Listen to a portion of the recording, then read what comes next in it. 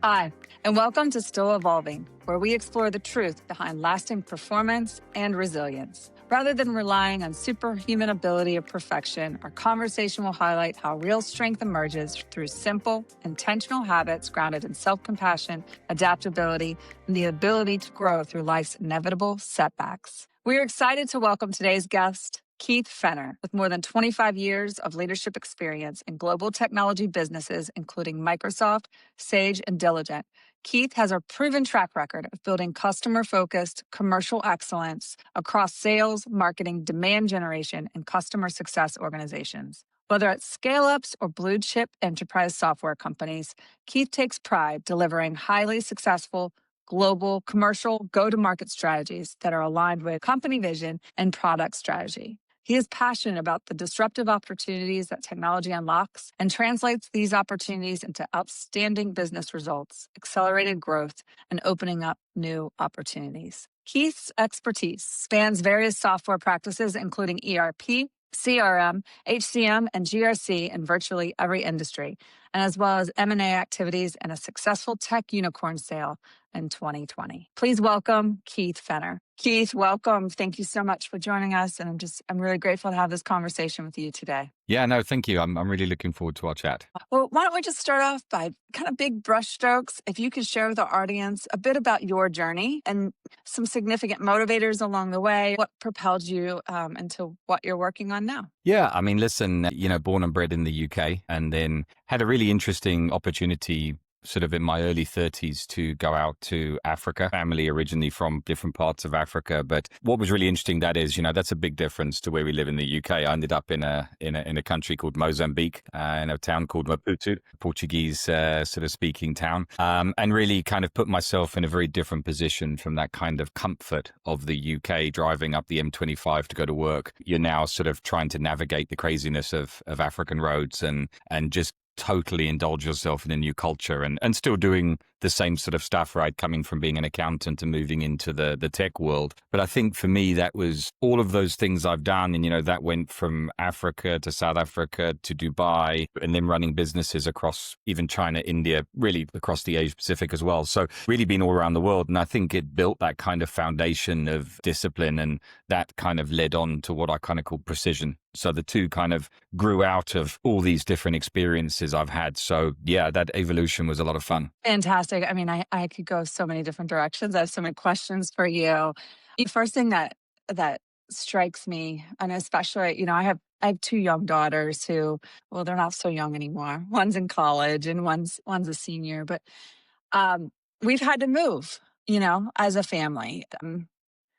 There was an aspect in those moments of me that just felt like I was letting them down, just having to move. And when I hear of your journey, the uncomfortable, you talk about just maybe the difference in the culture or perhaps even infrastructure with roads and having to literally navigate it, what it can really bring for you and how you develop and how you grow, and reflecting them back to my own kids. In the moment, I just felt there was an element of disappointing them, because it uproots them. It's very stressful.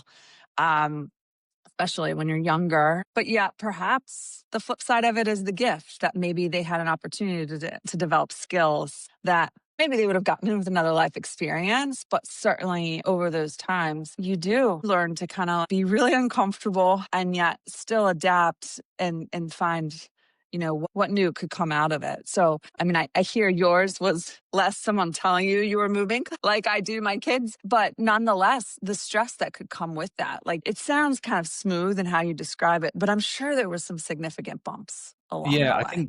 I think there's two things that I always took away from this is one, a high level of curiosity. Right. So it's very easy when you land somewhere you've never been, in a completely different world, as it were, to kind of make assumptions, or you kind of feel that something should be that way because it was that way where you lived before, and it just fundamentally isn't. So staying highly curious and having those conversations and listening a lot helped, I think. And then, for me, it was all around that kind of second classroom I've always had, which was sport. And I've never failed to turn up anywhere in the world and find someone who either doesn't want to talk about sport or doesn't want to play sport, whether that's the rugby at an earlier age, which kind of is a very resilient sport. And then I played a lot of squash, which you can pick up in most countries. And that I always class as sort of more of my precision, right? That's where you kind of learn that. And then as your body kind of breaks after the years of doing these things, you move much more into the gym and back to where it all started. And that can be a very,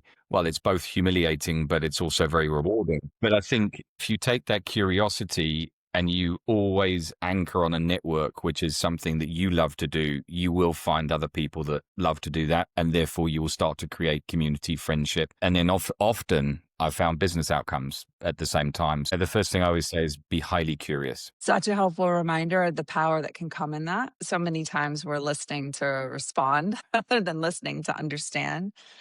And you're right. I think when you do make the more radical jump to a differing space, sometimes you're left with no other option, right? Like you're going to really sequester yourself off if you enter in with, well, it's supposed to be XYZ way, right? Not this way. So really helpful reminder about curiosity. I want to go back. You mentioned the word precision. And you talked about your experience maybe in squash, kind of helping to further develop that. But as a leader, can you talk more about what that is for you and how it influences perhaps when you come about challenge, or even if you're looking to grow in the work Yeah. world? Now, I mean, we could all have precision. It will never be perfect. Let's start right there. But I think, to me, when you think about leadership, and you've always been, in my world, the individual contributor, that's your start point in sales, right? And then you move up to manage a few people and then teams, regions, businesses. It's what you learn quickly about precision it's how you communicate precision. So what you're ultimately trying to do is leadership is not about control. Forget that straight away, right? It's about clarity, number one.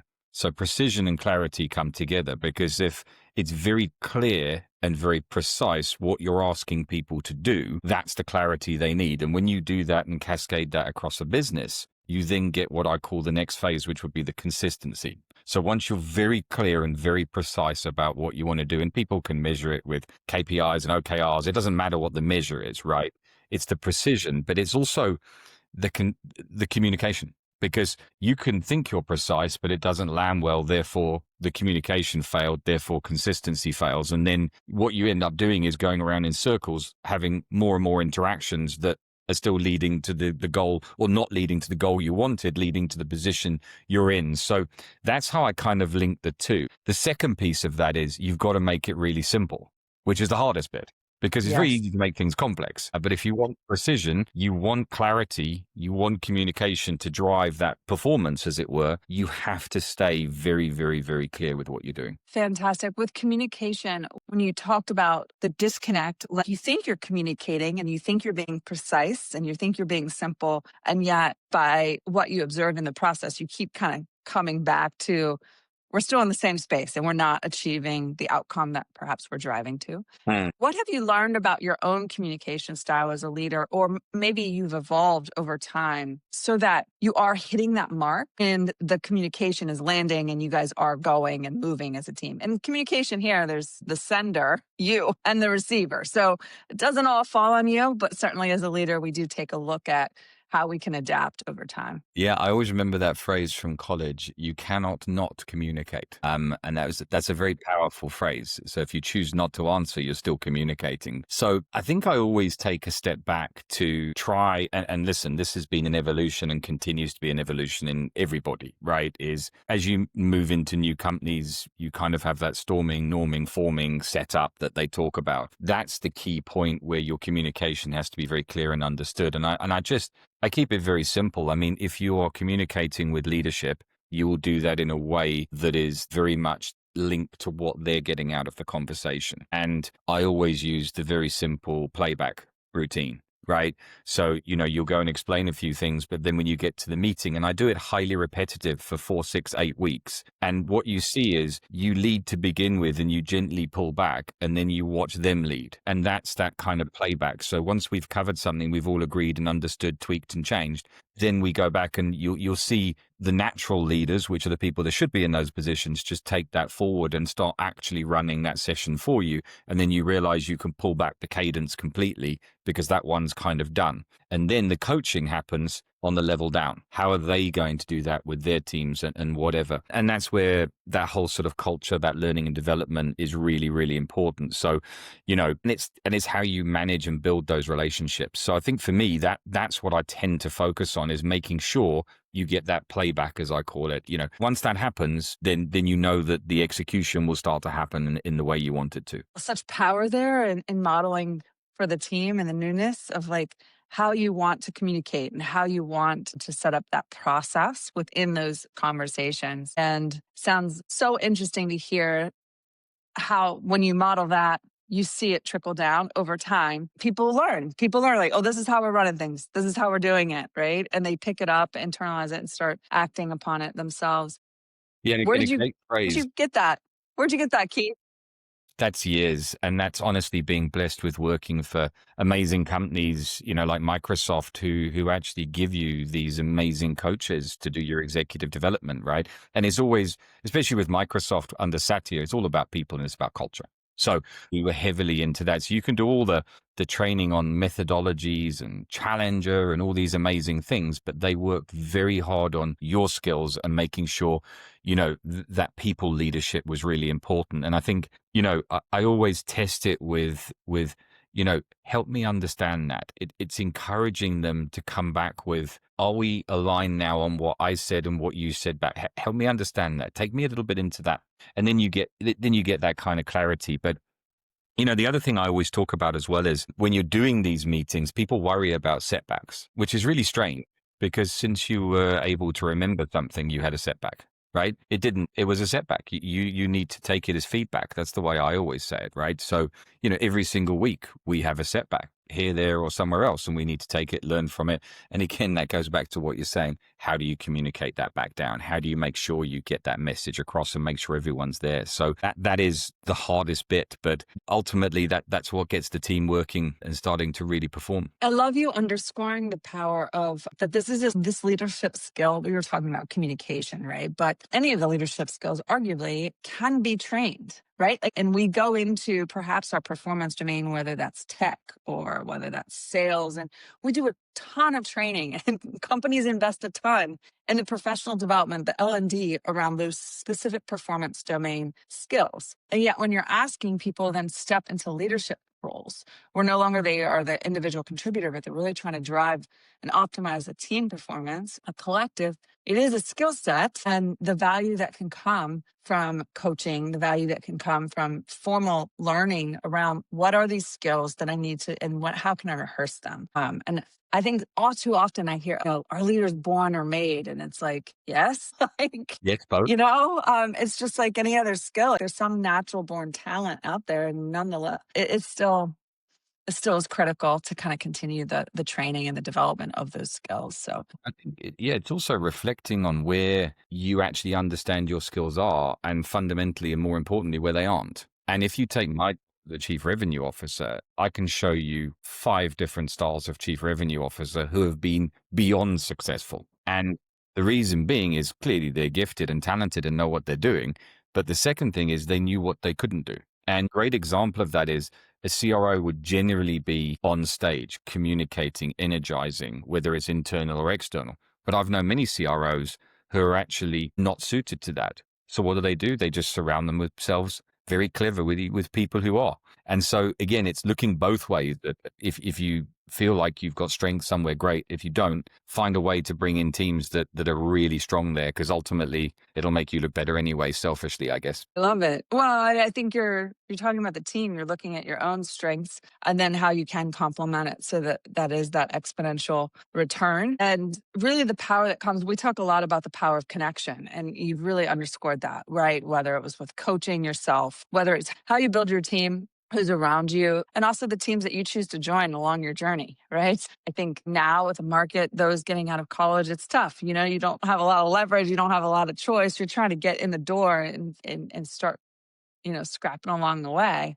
But also the power to recognize like those teams where you can learn and grow and have the opportunity to build on that skill set. Before we wrap up, though, I do want to return. You made a comment about along your journey, the connectivity that came through sport. And you mentioned kind of the battle we all are facing against our bodies breaking down or aging. What have you found that has helped you continue to pursue excellence in work? I mean, it's a demand, right? The load that we carry is significant. What has helped you in sustaining that performance over time, perhaps with specific recovery elements? Yeah, I think, going back to my early years, inside of the early 20s, I had a lot of friends who were in the Royal Marines and the Paras, and I was never sure whether I should have tried or not tried, but they assured me I shouldn't have tried. So I guess they but we always trained together when they weren't away because we trained together as kids. So we carried on training together. And I learned a lot from how they train.